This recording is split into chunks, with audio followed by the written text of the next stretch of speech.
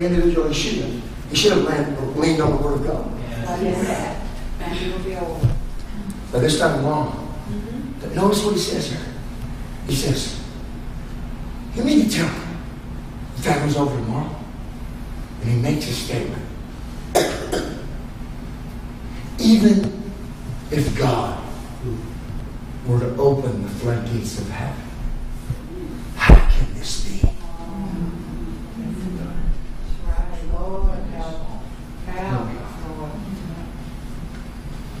Because you know what? People could look at this state. One young man that got out of Bible college recently, he said he wanted to go to ministry. I said, well, you know what? You're really a man of God if you go plant a church in Nephi. Come on. I just asked the pastor if they had a church in Nephi, and he said no. So I said, that takes some faith. Come on, church. But you know what? All it would take was one person to start going around the street and praying for the sick. Anything can happen. Come on. When you see people get up from wheelchairs, the blind eye open, the deaf ear, you know what? You got a church right there. Come on, church. Yes. And here's the point. Even if God were to open the floodgates of heaven, how could this be? And I was thinking, what would make you say that? You know why? You know why, Million? Because he fed on the family. That's right. He fed on the family. That's right. What are you feeding on? Are you feeding on the family? Because if you feed on the family, you're going to be, one thing I know, the result will be poverty. You feed on the faithfulness of God, I know one result. The result will be prosperity. That means I wish above all else that you would prosper and be in health, even as your soul prospers. Come on. And when I can imagine when the prophet Elisha heard that statement, he's probably shaking his head. Don't you want the famine to be over? Don't you want? In other words, that's like saying, you know what? Tomorrow, revival's coming to Samaria. But what happens? He prophesies. He says, you will see it, but you won't participate with it. You won't eat any of it. In other words, when I read that, every time I read that, I say, oh God, don't ever allow me to walk in unbelief. Because I don't want to see revival break out in America and not be a part of it. I don't want to see, why do you think I'm coming here? I don't want to see revival break out in southern Utah and not be a part of it. I don't want to see it and not be a part of it because I didn't think it could happen. Come on. Because there were various strongholds in the atmosphere. I don't care what stronghold there is. I want to encourage you something. My wife and I watched a film. I never hardly do this, but my wife and I watched a film called Finger of God. It was just, it's not going to be out, it's not going to be in the theater, but you won't be able to purchase it until October. But look it up, because it's a story of miracles. It's a documentary. And this guy Father of Lights. Father of Lights. That was the first movie, Finger of God. Father of Lights. And this guy, he goes to India, and there's a guy named Ravi that he hears the audible voice of the Lord every day. Every day. God instructs him to do something. And God spoke to him that morning to go to this certain village where there's this witch doctor that cursed 2 pastors and they died. They walk over the village. They walk to his house. God blinds the witch doctor.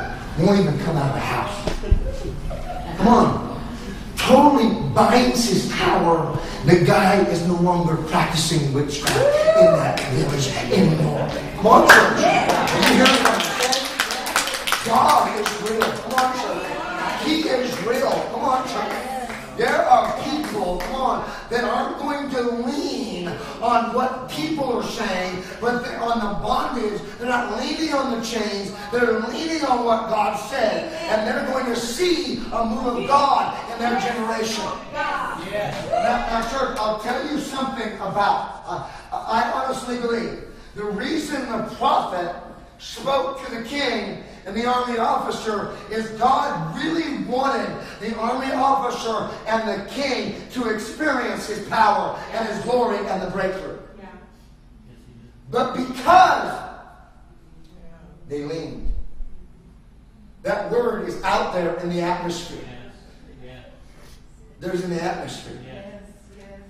And because that word is out in the atmosphere, that means God's looking for somebody to get it.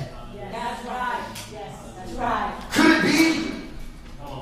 Could it be that there was a prophetic word by people who came through here years ago, preaching the gospel, come on, prophesying to Southern Utah?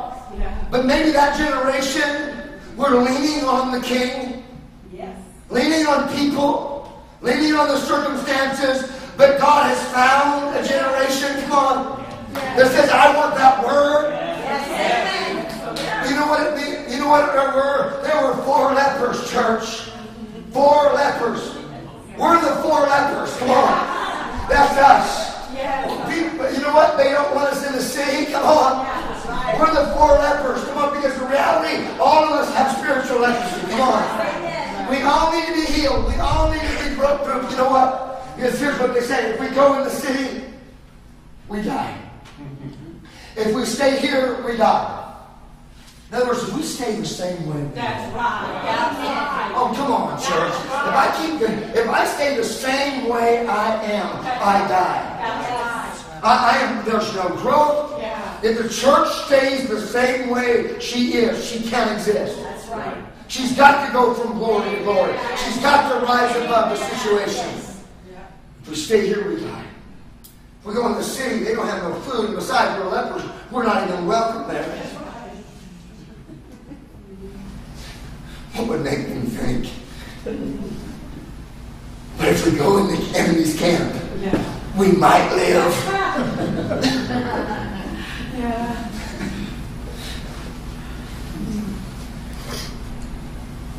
Some people are going to relocate to Utah.